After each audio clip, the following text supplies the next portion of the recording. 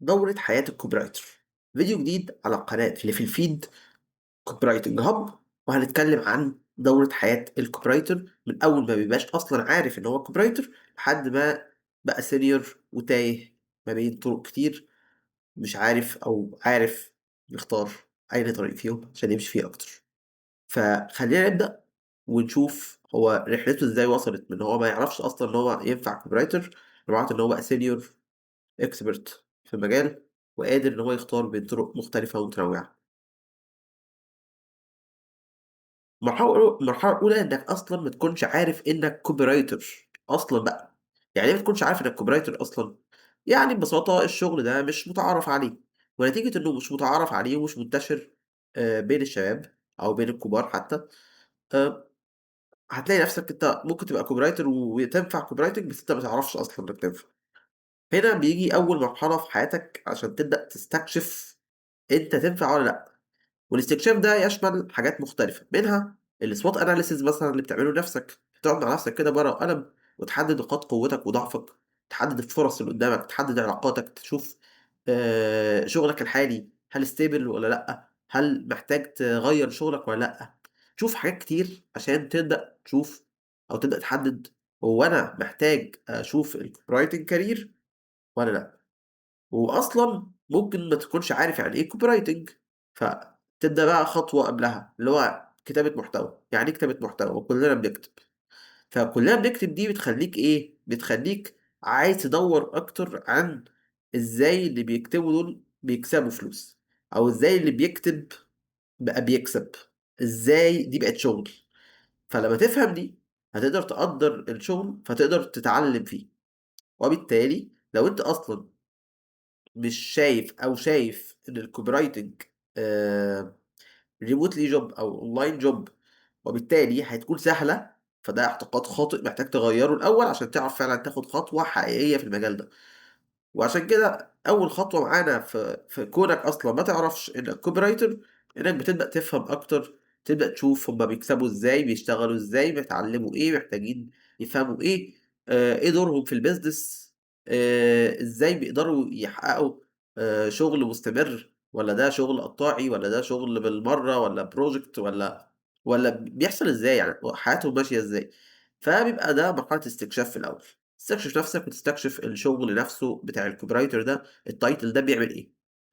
تيجي بعدها في مرحلة زي إنك تدخل بقى الcommunity عشان تبدأ تستكشف اللي إحنا بنتكلم فيه ده، بنتكلم في شغل وكده. فأنت محتاج تستكشف الcommunity نفسه، تدخل وسطهم، تشوفهم بيتكلموا فين، جروباتهم، تشوف LinkedIn وتعمل connection مع ناس شغالة فيه، تشوف الفيسبوك حتى بتاع الناس المشهورة في المجال ده، تبدأ تدخل وسط الناس دي. بعدها وأنت بتدخل وسطهم وتتابعهم وتشوف، في الغالب هتُقع قدّام creators منهم، ناس بتقدّم محتوى في الcopywriting. هنا بانصحك إنك تختار 3 ويكونوا هم دول الfavorite بتوعك، دول اللي أنت بتعمل لهم see first، دول اللي هم بيظهروا لك أول حاجة على الtimeline لمّا تفتح الموبايل بتاعك. ومن هنا بتبدأ تكوّن عقليتك في الشغل، عقليتك في الcopywriting.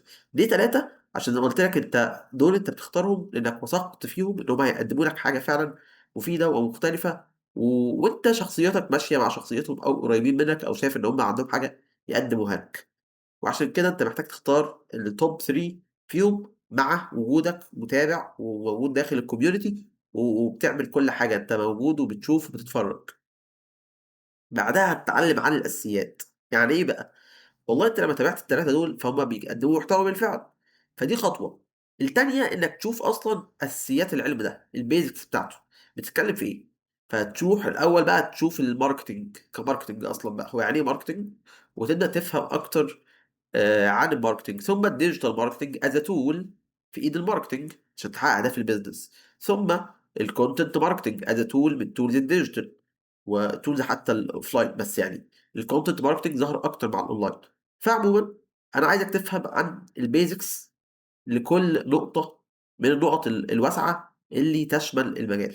من هنا بتبدأ تفهم أكتر إن الcontent ده ما هو إلا مرحلة من مراحل الmarketing بتاعة الbusiness، أو أداة في إيد الmarketing بتاع الbusiness.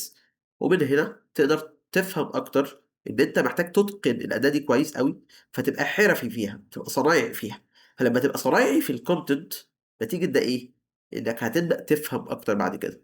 ولكن خلّينا ما نستبقش الأحداث ونتكلم إن إحنا كcopywriters دلوقتي أو كناس لسه بتتعرّف يعني إيه copywriting وبتحاول توصل، فمحتاجين نفهم عن الأساسيات. روح شوف يوتيوب، اقرا مقالة، اسمع بودكاست.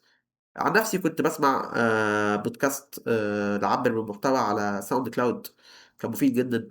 في حاجات على Podeo، في YouTube channels كتير. فيعني The Copywriter بيقدّموا محتوى حلو جدًا. في مقالات وكُتب على ميديستا. فهنا أنت محتاج تشوف كل المحتوى الfree الموجود أونلاين، واللي يقدر يساعدك إنك تفهم الbasics بتاع كل نقطة في اللي إحنا بنتكلم فيه دول. تيجي بعدها وتشارك وتندمج أكتر في الcommunity. مرحلة إنك تدخل الcommunity إنك بتعمل follow وsubscribe وjoin لأي group قدامك، إنك تشارك وتندمج. فده أنت بتحاول تدخل جوّه. فبتحاول مثلًا لو لقيت مسابقة تشارك فيها، لقيت post اتفاعل معاه، اكتب comment، لقيت حاجة شيّرها. ليه؟ أنت بتبني لعقلك إنك copywriter. فأنت بتبدأ تدخل في حتّة إيه، إن أنت بقيت متقبّل فكرة إنك هتبقى copywriter دلوقتي وهتقدر تشتغل فيه. ولكن إحنا لسه في البداية ولسه بنستكشف المجال، ولسه بنشوف ميولنا هتمشي معاه والّا لأ. وده ينقلنا للمرحلة التانية، لمّا بقينا مندمجين في الcommunity. لمّا بقينا مندمجين في الcommunity هنحاول نبقى copywriter. إحنا لسه مش copywriters، بس إحنا بنحاول. يعني إيه بتحاول؟ بتحاول يعني بدأت تذاكر. تذاكر دي يعني انضميت لcourse فعلًا في الcopywriting. كورس الcopywriting اللي أنت محتاج تاخده في بداية طريقك لابد يشتمل على نقطتين أساسيين. إيه هُما؟ الكتابة نفسها ككتابة، لأن الwriting كتابة. يعني إيه كتابة؟ الكتابة هي إنك تكتب كلام واضح ومفهوم. طب والcopywriting إنك تكتب كلام مقنع. طيب، يبقى إذًا أنت محتاج تذاكر copywriting على شقين، الwriting والcopy. الجزء الخاص بالكتابة إنك تكتب كلام واضح، ده يشمل إن أنت بتكتب فعلًا بstructure، بهيكل متضبط متقسم صح. بتكتب بوضوح، يعني بتكتب كلام خالي من الأخطاء اللغوية. يعني بتختار كلماتك المناسبة اللي بتعبّر عن الفكرة صح. يعني بتقسّم الجمل مش طويلة أوي ولا قصيرة أوي، أو على الأقل خالص توحّد الطول بتاع الجمل، فالعين ما تبقاش مشتتة. العين مرتاحة وهي بتقرا كلامك سواء digital والّا مطبوع. فأنت محتاج تبقى واخد بالك الmedia اللي أنت ناشر عليها المحتوى ده مكتوبة إزاي. فده اسمه وضوح كتابة. جزء الcopywriting إنك تكتب كلام مقنع، وده باختلاف أنواعه باختلاف الmedia اللي فيه. يعني مثلًا الcopy اللي نازل على السوشيال ad copy غير لو جوجل ad copy، غير لو email marketing، غير لو landing page أو website. كل media channel فيها طريقة copy مختلفة. من هنا أنت محتاج تذاكر copywriting بكل أنواعه، بكل أشكاله، بطرقه، بخطواته. تدرس الresearch، إزاي تعمل research، إزاي تكتب copy صح، إزاي تجيب الvisual للgraphic designer والتعاون مع الgraphic designer والvideo editor. إزاي على الأقل خالص لو أنت شغال مع عميل لوحدك تعمل له mini strategy كده عشان تبقى مرتب أفكارك هتعمل إيه خلال الشهور الجاية. فأنت من خلال مذاكرتك في المرحلة دي بتبدأ تحس إن أنت عندك اللي تقدمه في شغل أو في تدريب. ما هو اللي هيدرّبك هو still بيinvest فيك عشان يقدر ياخد منّك حاجة.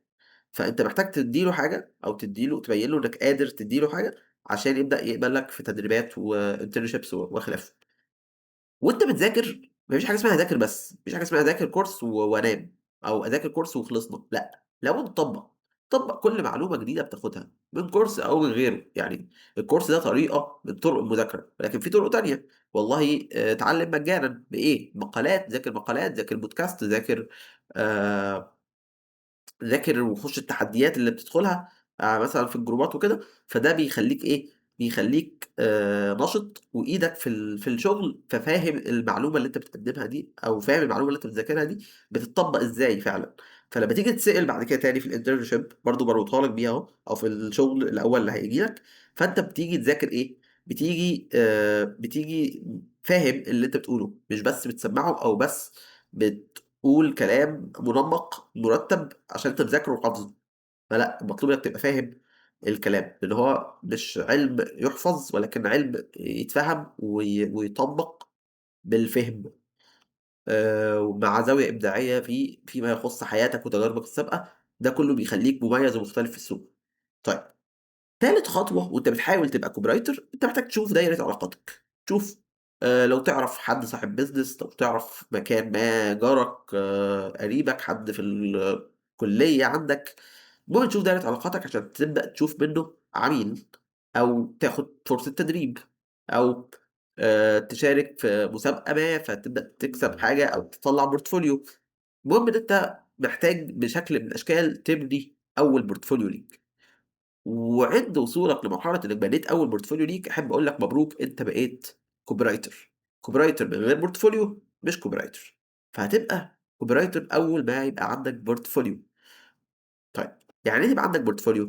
على الأقل في 3 ل5 قطع محتوى من كل نوع محتوى الشركة هتبقى محتاجاك تكتبه. بشكل أساسي الشركات بتحتاج شخص بيعرف يكتب social media content، بيعرف يكتب ads، بيعرف يكتب آآ website content على خفيف، بيعرف يطلّع script، يعرف يطلّع مقال، يعني أعرف أعتمد عليه بشكل أو بآخر، عشان تبقى junior copywriter نعيّنه معانا، فلا بد يكون بيطلّع شغل بشكل أو بآخر أعرف أعتمد عليه. وده كده إنك كده بقيت مبروك، أنت بقيت copywriter على أول الطريق. هتاخد الportfolio بقى وتقدّم على شغل LinkedIn وغيره يعني. جروبات فيسبوك وLinkedIn، القناة الواتساب بتاعتنا في الفيد copywriting jobs and internships، هتلاقي فيها فرص كتير بتتقدم لك في النقطة دي. والآن مبروك بقيت جونيور قد الدنيا، مبروك يا عم الجونيور، أنت دلوقتي محتاج تشتغل في أي حاجة تيجي تحت إيديك، ما تقولش لأ، اشتغل في كل حاجة، وجرّب كل حاجة، حتى وأنت copywriter أنت محتاج تجرّب كل اللي بيقع تحت إيديك. يعني إيه تجرّب كل اللي بيقع تحت إيديك؟ أنت محتاج تشوف بنَفْسك. جات لك فرصة ads بس، جرّب، جات لك فرصة account social media من الصفر، جرّب، جات لك فرصة account social media تقيل، جرّب، جات لك فرصة brand local تمام، brand international تمام، أي حاجة ما تقولش لأ، جات لك إنك تشتغل wordpress بإيدك، جرّب وادخل وجرّب الwordpress بإيدك، جات لك فرصة إنك تعمل script لإيه؟ قال لك والله إحنا بنشرح tool وعايزينك تكتب الscript بتاعه، جرّب وماله، أي حاجة تيجي قدامك جرّب فيها، ليه؟ عشان ده هيخلّيك في تنوُّع، ودي الخبرة اللي هتيجي لك، دي الخبرة ودي التجارب، والتجارب هتيجي لك من التراكمات اللي بتحصل لك في حياتك في شغلك، هتلاقي إنك بقيت شغال في كُلّه، وده هيدّيك تُقل نوعًا ما في السوق. ده ينقلنا للخطوة التانية، إنك في مرحلة الjunior أنت محتاج تغذّي عقلك وتنوّع أنواع الكتابة اللي بتكتبها، فمحتاج تشوف reference كتير، محتاج تتفرّج على شغل الناس، محتاج تدخل على Pinterest وتتفرّج على الdesigns اللي بتطلع في المجالات على الأقل اللي أنت شغال فيها، محتاج تشوف portfolio من زمايلك لزمايلك وهُم عاملينه إزاي، وتشوف الشغل بتاعهم، تتفرّج على الشغل بتاعهم، محتاج تشوف وتتعلّم وتذاكر وتحط خطة تطوير لنفسك تخُص أنواع المحتوى اللي بتكتبها، والله أنا باكتب social media at copy بمستوى عامل إزاي، هل بتحقق أرقام، هل بتحقق نتايج والّا لأ، باكتب وباسلِّم شغلي كامل والّا لأ، طَب هو الشغل أصلًا محتاج منّي إيه، هُم في الشغل مستنيين منّي إيه أسلِّمه في كل task، هل أنا باسلِّم شغلي بطريقة سليمة والّا محتاج أكتر ومحتاج أفهم أكتر عن الشغل؟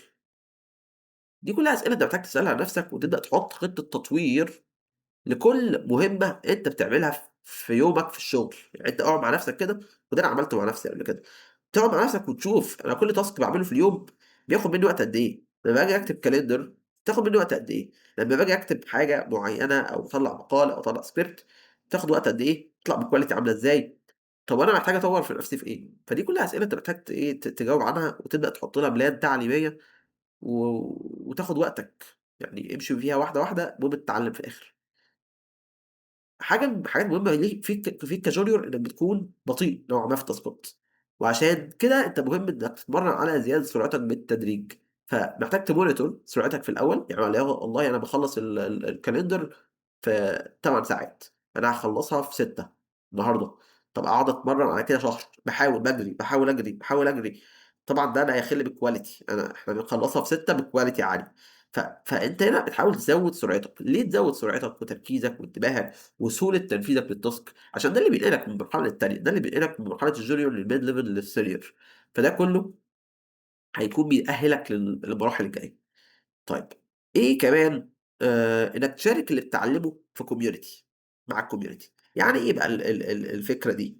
الفكرة دي ببساطة إنك تكون مش personal brand by the way، هي personal branding ولكن مش الexpert content. ولو حاولت تخلّيها expert content بتتقفش ويبقى شكلك وِحِش. وإيه تاني؟ مش هتيجي معاك. هتلاقي نفسك بتترجم محتوى وهتلاقي نفسك أنت نفسك بقيت مخدوع في نفسك، أو هتحس إن أنت imposter في الآخر، أو هتكمّل بقى في الموضوع ده إيه يعني تصيع على الناس يعني زي ما بيقولوا. فده مش هيحصل، وأنت في الغالب هتبقى شكلك وِحِش والموضوع مش هيبقى لطيف خالص. فأنت محتاج تشارك اللي اتعلمته كjunior بيطوّر نفسه شاب مجتهد بيحاول. That's it. فأنت بتحاول تشارك اللي بتتعلمه أول بأول عشان أنت شاب مجتهد بيحاول. دي الصورة الذهنية اللي أنت بتبنيها عنك، مش أكتر من كده. طيب، نرجع للخطوة اللي بعد كده. أنت دلوقتي اتعلمت، بتشارك، موجود، بتزوّد سرعتك وتشوف مهارات جديدة، بيرفكتو. هتحسّن الportfolio واحدة، واحدة وتنتقل لمرحلة الmid level. وفي مرحلة الmid level أنت بتكون إيه، بتكون محتاج تذاكر أكتر. يعني إيه بقى الكلام ده؟ بُص يا صاحبي، أنت دلوقتي لو أنت mid level copywriter، فأنت عالق في مرحلة في المنتصف، لا أنت الsenior ولا أنت الjunior ولا أنت الjunior. طب الsenior والjunior إيه الفرق بينهم؟ الفرق إن الsenior يقدر يlead team تحت منه، ويقدر يsupport في project بوجهة نظر business كاملة، ويقدر يsupport بأشكال مختلفة من الbusiness wise مشاركات في الmeetings. الmid level هو still لسه بيحاول يخرج برّه عباية الjunior، وبيحاول يفهم أكتر، ويفهم أكتر على مستوى أصعب شوية، وبيفهم أكتر على مستوى وينفذ تاسكات أصعب بمستوى مهاري أفضل. عشان كده أنت محتاج تذاكر أكتر، وهتركّز بقى على التاسكات الصعبة، email marketing، landing page، content strategy. ويعني اكتبوا لي في الكومنتات هنا إيه التاسكات الصعبة اللي بتواجهوها ومحتاجين تتعلموا عنها أكتر. المهم إن أنت في المرحلة دي بتبدأ تركّز إنك تطلّع الtask الصعب ده بأفضل شكل، وتطلّعه بطرق مختلفة. والتاسكات دي خدوا بالكم هي اللي مكمّلة معانا رغم وجود الAI. ليه؟ لإنها بتحتاج تدخُّل بشري، وبتحتاج دماغ، وبتحتاج deep research، وبتحتاج موضوع يعني تقيل شوية. فهنا أنت محتاج تذاكر email marketing وlanding page وcontent strategy دول على سبيل المثال للحصر. فأنت محتاج تذاكر حاجات تانية كمان. وده هيبان لك إمتى؟ هيبان لك لمّا تقعد مع نفسك وتعمل SWOT analysis لبرّه المليون، وتعرف أنت الSWOT analysis ده أساسي معاك في حياتك، اعمله كل 3 شهور. بتبدأ تستكشف أنت ناقصك إيه، عشان تواجه، عشان تكمّل، عشان تتعلم وتطوّر. فالمهم إن إحنا وصلنا لمرحلة إيه، إن أنت دلوقتي بتذاكر الحاجات الصعبة، ونتيجة ده هتحسّن قدراتك في الfreelance. هتتطلب في شغل تخش فيه، وابدأ اجتهد واشتغل أكتر. هياخد منّك وقت أكتر، ياخد. هياخد منّك جهد أكتر في يومك، ما ياخد. المهم إن أنت في الآخر تنتقل لمرحلة إن أنت عندك تجارب قليلة كjunior، لمرحلة إن أنت mid level. mid level دي مرحلة تفخر بيها. فأنت هنا بتكتسب خبرات متنوعة ما بين الfreelance والon-site، الpart time، الremotely، الfull time. كل الخبرات تبدأ تتراكم معاك هنا، وتوصل فيها لlevel كويس. نيجي للمرحلة اللي بعدها إنك تحسّن نتايجك وأرقامك وتطلّع portfolio تفتخر بيه. وهنا بتيجي نقطة الأرقام، وإنك تطلب من الmedia buyer اللي شغال معاك إنك تشوف الأرقام بتاعة الcampaigns بتاعتك وتاخدها منه، تطلّع بيها case studies. case studies هي اللي هتنقلك الخطوة الجاية، إنك تبقى senior وفاهم إن والله أنا لمّا باعمل كذا في الindustry الفلانية، فدي بتنتج معايا لنواتج 1، 2، 3، 4. طيب، أنا عشان أكبّر e-commerce store فأنا محتاج أعمل 1، 2، 3، 4. طيب، أنا لو عندي email marketing ومحتاج أعمل segmentation، فكّر فيه بالشكل ده. بقى عندك إجابات لأسئلة مش سهلة عليك إنك تجاوبها. لو عايز تطلّع 20 ad copy في اليوم، وكل يوم هنشتغل كده فهتطلّع 140 ad copy مثلًا في الأسبوع، فأنت تقدر تعمل ده. إزاي؟ عشان أنت بقيت عارف بتشتغل إزاي. عندك الmindset اللي تقدر تخلّيها تجري بيك من ال120 copy دول يطلعوا والّا 140 كوبي دول يطلعوا بسهولة، ليه؟ أنت عارف تفرّغ دماغك وعارف تطلّع الأفكار وعارف تطلّع حاجات مختلفة وعارف تبني concept وعارف تطلّع أنت بقيت حرفيًا senior مبروك. في الsenior هو مش تايه، ولكن هو قدّامه طُرق كتير.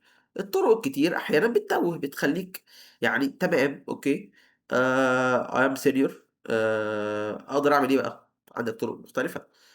ومن هنا أنت بتحاول ت ت ت ت تحاول إنّك تزوّد دخلك، بتحاول إنّك تشوف الطُرق اللي فتحت قدّامك دي إزاي تستغلّها وتستفيد منها بشكل كويس.